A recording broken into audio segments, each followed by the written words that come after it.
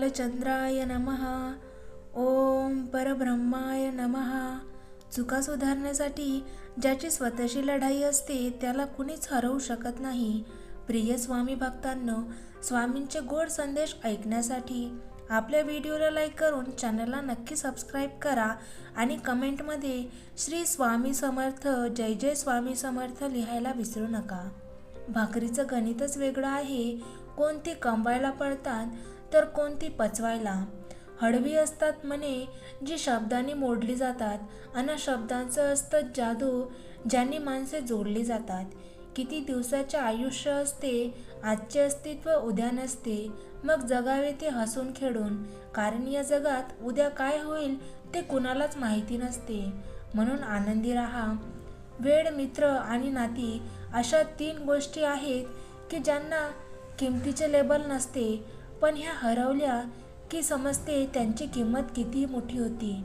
थंडी क्षणाची पण गारवा कायमचा, ओळख क्षणाची पण आपुलकी कायमची, भेट क्षणाची पण नाती आयुष्यभराची, सहवास क्षणाचा पण ओढ कायमची.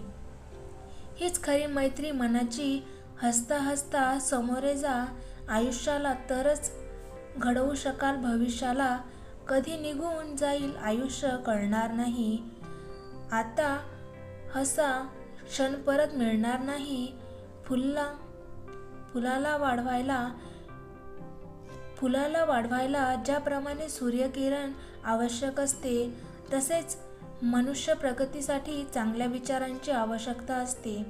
तुमच्या गुणवत्तेवर किंवा क्षमतेवर कोणी शंका घेत असेल तर मुळीच कमीपणा वाटू देऊ नका. कारण लोक नेहमी सोन्याच्या शुद्धतेवर शंका घेतात, लोखंडाच्या नाही. आपल्या जीवनाच्या प्रत्येक गोष्टीचे स्वागत करा. प्रत्येक अनुभव हा एक नवीन शिकवण आहे. इतरांना आनंद देणे आपल्या आनंदाचे स्रोत आहे. जीवनातील प्रत्येक अडचण ही आपल्याला अधिक बळकट बनवण्यासाठी आहे. आपल्या आयुष्यातील सकारात्मक बदलांसाठी स्वतःला प्रेरित करा. आपल्या आत्म्याला उज्ज्वल बनवणारे तुमच्याकडे काय आहे काय नाही यापेक्षा तुम्ही कसे आहात, तुमची वागणूक कशी आहे हे सर्वात महत्त्वाचे आहे. त्यामुळे दुसऱ्यांच्या आयुष्यात आनंद आणू शकता. जीवनाची व्हॅलिडिटी जास्त नसली तरीही चालेल, परंतु जीवनात आनंदाचा बॅलन्स भरपूर हवा. हसणे ही निसर्गात आपल्याला दिलेली अनोखी देणगी आहे आणि आपण ते जेव्हा आणि जिथे हवी तशी उधळू शकतो. जितकी कमी विचार कराल तितके आनंदी राहाल. आनंदी राहा त्या लोकांसमोर ज्यांना तुम्ही आवडत नाही, त्यामुळे ते जळून खाक होतील. आपण अशा ठिकाणी पोहोचलो पाहिजे जिथे आपण पैशासाठी काम न करता आपल्या आनंदासाठी केलं पाहिजे. आई वडिलांचे प्रेम जन्मापासून मरेपर्यंत कधीच बदलत नाही. बाकी सगळ्यांचे प्रेम मात्र वेळेनुसार बदलते. जर आपला हेतू प्रामाणिक आणि शुद्ध असेल तर आपल्यावर टीका करणाऱ्यांच्या टीकेला काहीच महत्त्व राहत नाही. माणसाने कितीही प्रयत्न केले तरीही अंधारात सावली, म्हातारपणात शरीर आणि आयुष्याच्या शेवटच्या काळात पैसा कधीच साथ देत नाही. साथ देतात ती फक्त आपण जोडलेली जवळची माणसं. चुकीचा रस्ता, चुकीची माणसं, वाईट परिस्थिती, वाईट अनुभव हे अत्यंत गरजेचे आहे. कारण याच्यामुळे आपल्याला कळतं की आपल्यासाठी नक्की काय आहे आणि कोण योग्य आहे. एका मिनिटात तुमचं आयुष्य बदलू शकत नाही, पण 1 मिनिट नीट विचार करून घेतलेला निर्णय मात्र तुमचं आयुष्य नक्की बदलू शकतो. पुस्तकाच्या पलटणाऱ्या पानांपेक्षा आयुष्याची पलटणारी पानं ही खूप काही शिकवून जातात. स्वातंत्र्य एक वरदान आहे जे प्रत्येकाला प्राप्त करण्याचा अधिकार आहे. कोणताही यशापर्यंत पोहोचण्यास जर मार्ग असेल तर मी तो शोधेल. जर कोणताही मार्ग नसेल तर तो मी बनवेल. कधीही आपले डोके वाकवू नका. नेहमी उंचावर ठेवा. जर माणसाकडे आत्मशक्ती असेल तर तो पूर्ण विश्वास विजयाचे पदके उभारू शकतो. लक्ष्य गाठण्यासाठी टाकलेले एक छोटे पाऊल पुढे जाऊन मोठे लक्ष्यही गाठू शकतो. ज्ञानी लोकांच्या सानिध्यात राहूनही मूर्ख लोक ज्ञान ग्रहण न करता त्यांच्यात वाईटच शोधत बसतात. जो पुरुष अंतर्सुखी आहे, आत्मसंतोष हेच त्याचे सुख असते. आत्मानंद हे ज्याचे विश्रामस्थान आहे आणि ज्याच्या आत आत्मप्रकाश पडला आहे, म्हणजेच तो साक्षात्कारी आहे. असा योगी परमात्मा प्राप्ती करून घेतो. तो आत्मज्ञानी योगी मोक्ष प्राप्त करून घेतो. क्रोधामुळे विवेकाची कास सुटली जाते. तेथे अविवेक निर्माण होतो. नित्य अनित्य वस्तूंचा विचार राहत नाही. समोह निर्माण होतो. या समूहापासून मनुष्य भौतिकवादात अडकतो. जेव्हा सर्व लोक आणि तुम्ही योग्य दिशेवर आहात, अशा स्थितीत दुःखी होऊ नका. असे समजा की किती भाग्यवान आहो की मला योग्य मार्गावर संघर्ष करण्याची संधी मिळाली आहे. तसेच परिश्रम करून एक उदाहरण स्थापित करा. इंद्रियांच्या विषयात राग व द्वेष लपलेले असतात. माणसे त्या दोन्हीही आहारी जाता कामा नये. माणसाच्या कल्याण मार्गातील ते मोठे शत्रू आहेत. यश मिळण्याचा एकमेव मार्ग म्हणजे आत्मनियंत्रण. जीवन न भविष्यात आहे न भूतकाळात आहे. जीवन तर या क्षणी वर्तमान काळात आहे. जेव्हा तुम्ही एखादे नवीन काम सुरू करता तेव्हा अनेकदा अपयश पदरी पडते. त्या अपयशामुळे तुम्ही काम करण्याचा प्रयत्न बंद करता. त्याउलट काही लोक यश प्राप्त होत नाही तोपर्यंत प्रयत्न करतात. अपयशाला घाबरू नये. उलट त्यातून यशस्वी होण्याचे आपण आणखी काय करावे याचा बोध घ्यावा. स्वतःवर पूर्ण विश्वास असल्यास काहीही अशक्य नाही. वाईट काळ प्रत्येकावर येतो. यावर कोणी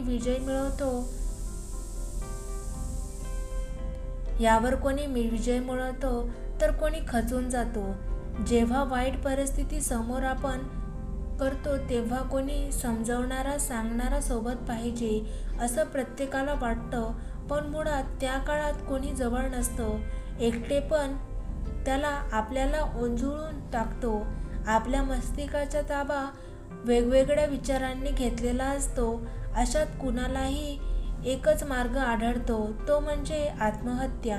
परंतु असा विचार आला की प्रेरक कथा वाचायच्या आणि असा नकारात्मक विचार काढून टाकायचा. अशी एक कथा आहे, संत आणि तरुण. जुन्या लोककथेनुसार एक तरुण आयुष्यात संघर्ष करून थकला होता. त्याला पैसे मिळण्यासाठी कोणतेही काम सापडले नाही. त्यामुळे तो निराश झाला आणि त्याने जंगलात जाऊन आत्महत्या करण्याचा विचार केला. तिथे त्याला एक संत भेटले. संतांनी त्याला विचारले की तू इथे एकटा काय करतोस? त्या तरुणाने आपल्या सर्व समस्या संतांना सांगितल्या. मग म्हणाले की तुला नक्कीच काही काम मिळेल. अशा प्रकारे निराश होऊ नकोस. त्या व्यक्तीने सांगितले की मी पूर्णपणे खचलो आहे. माझ्याकडून आता काहीही होणार नाही. संत त्याला म्हणाले की मी तुला एक गोष्ट सांगतो. तुझी निराशा त्यापासून नक्कीच दूर होईल. लहान मुलाची कथा अशी आहे की एक लहान मुलगा होता. एके दिवशी त्याने बांबू आणि निवडूच्या रोपाची लागवड केली. तो दररोज दोन्ही रोपांची काळजी घेत असे. 1 वर्ष निघून गेलं. निवडुंग मोठा झाला, पण बांबूचं रोप तसंच होतं. मुलाने हार मानली नाही आणि तो दोघांची काळजी घेत राहिला. त्याचप्रमाणे काही महिने निघून गेले, पण बांबूचं रोप तसंच राहिलं. मुलगा निराश न होता काळजी घेत राहिला. काही महिन्यानंतर बांबूचं रोप मोठं झालं. काही दिवसात निवडुंगीपेक्षाही बांबूचं रोप जास्त मोठं झालं. वास्तविक बांबूचं रोप सर्वप्रथम आपली मुळे मजबूत करीत होता, म्हणून त्यास वाढण्यास थोडा वेळ लागला.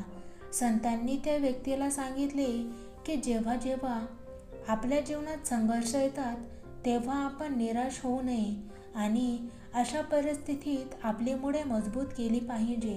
आपली मुळे मजबूत होताच आपण आपल्या ध्येयाकडे वेगाने वाटचाल करू. तोपर्यंत एखाद्याने धीर धरला पाहिजे.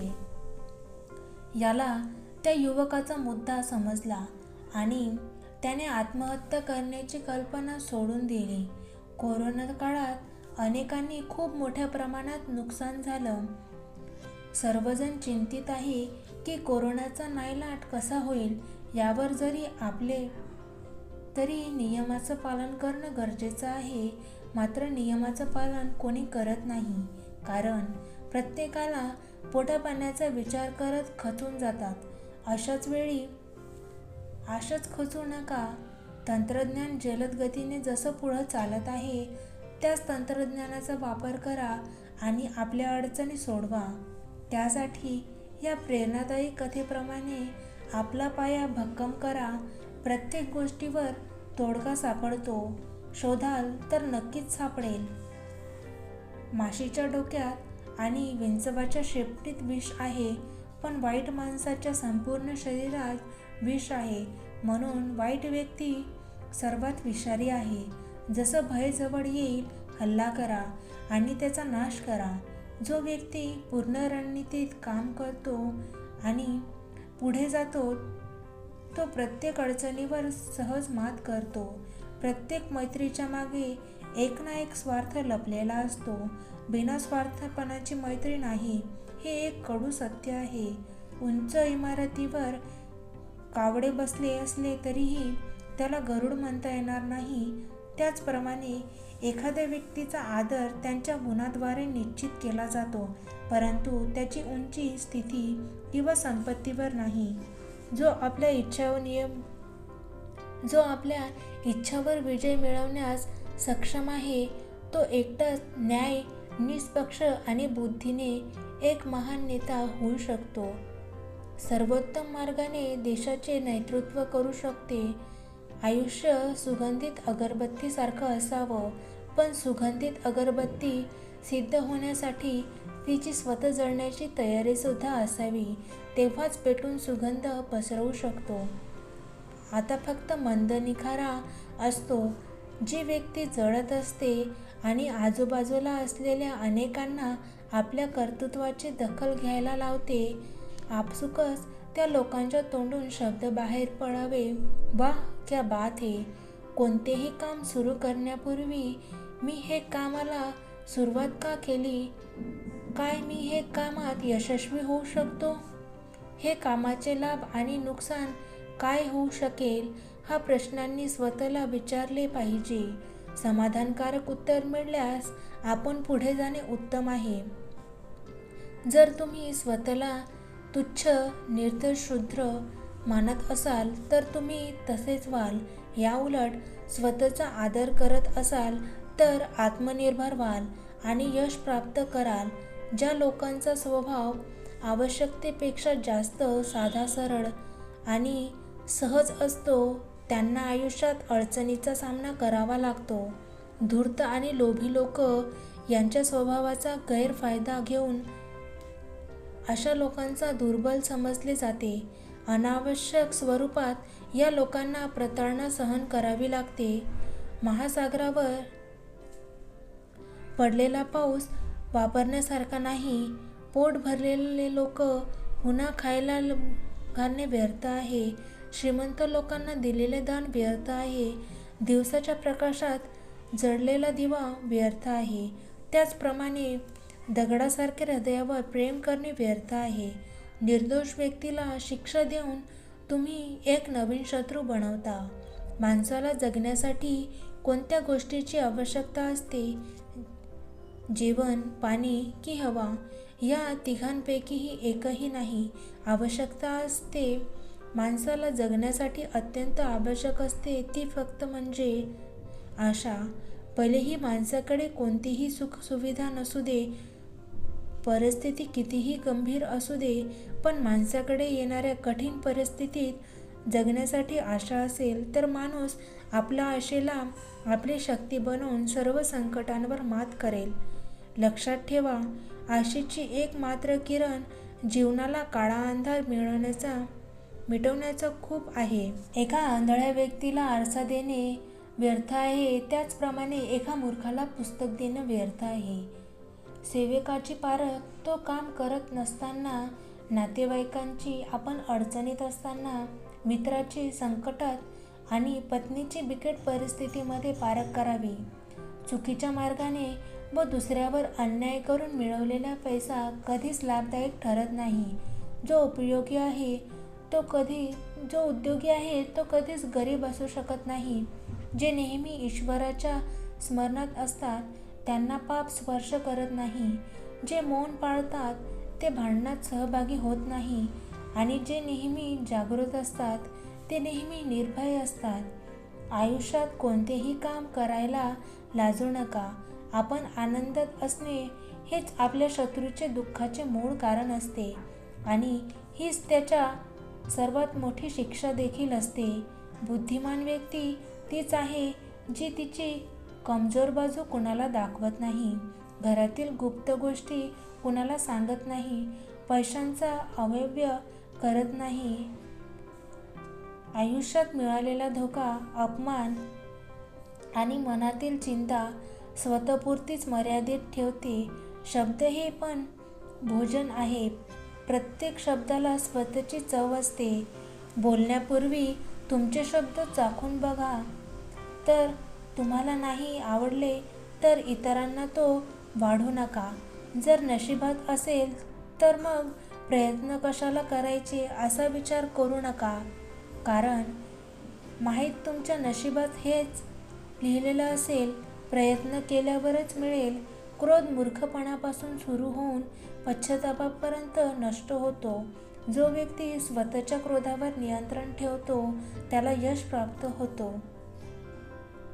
कधीच कोणासमोर स्वतःचे स्पष्टीकरण नका देऊ.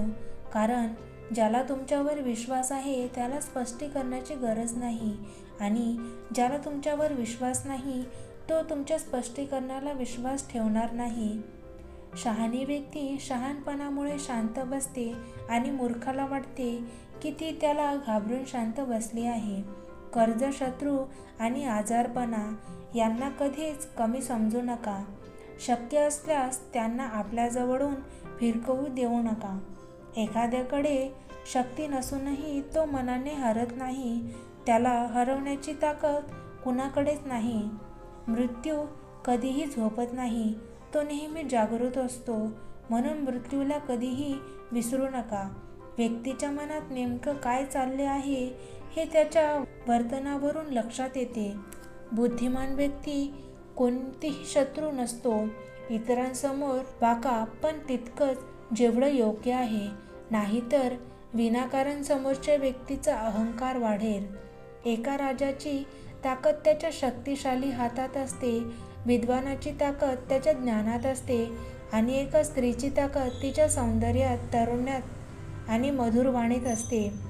तुमच्या शब्दाची ताकद कधीच तुमच्या आईवडिलांवर वापरू नका. विसरू नका की त्यांनी तुम्हाला बोलायला शिकवले आहे. संसारात सर्वात मजबूत बंधन प्रेमाने असते. कारण भुंगा कठीण लाकडाचा भुगा करू शकतो पण तो कोमल कमळाच्या फुलातनं जीव गेला तरी बाहेर पडू शकत नाही. बरेच गुण असूनही फक्त एक दुर्गुण सर्व काही नष्ट करू शकतो. दुसऱ्याजवळ असणाऱ्या धनांचा लोभ ठेवणे हेच आपल्या अधोगतीचे कारण असते. भाग्य पण त्याचाच साथ देते ज्यांनी कठीण काळातही स्वतःच्या ध्येयाची साथ सोडली नाही. तुम्हाला जे करायचे आहे ते जोरदारपणे करा आणि मनापासून करा. ही गोष्ट सिंहापासून शिका. आपल्या गुप्त गोष्टी कुणालाही सांगू नका. कारण ज्या गोष्टी तुम्ही गुप्त ठेवू शकत नाही त्या दुसरे लोक कसं गुप्त ठेवू शकतात. स्वतःच्या गुप्त गोष्टी सांगण्याची ही सवय तुमच्यासाठी घातक सिद्ध ठरू शकते. ज्यांचे तुमचे प्रेम असते तुम्हाला त्यांची भीती वाटते. कारण प्रेम सर्व दुःखाचे कारण आहे. फुलांचा सुगंध फक्त वातावरणात पसरतो पण चांगल्या व्यक्तीचे गुण सर्व दिशांना पसरतात.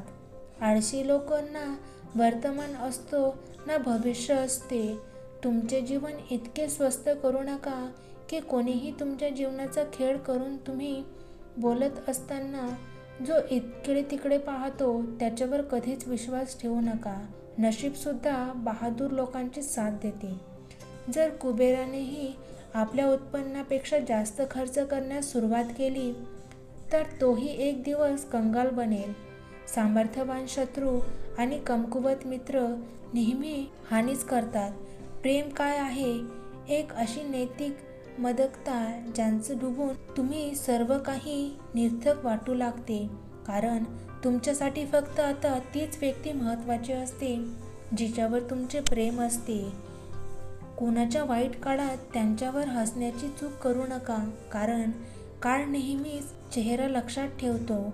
बुद्धिमान व्यक्ती एक पाय उचलल्यावर दुसरा स्थिर ठेवतो, त्याचप्रमाणे पुढचे ठिकाण पाहिल्याशिवाय पहिले ठिकाण सोडू नका.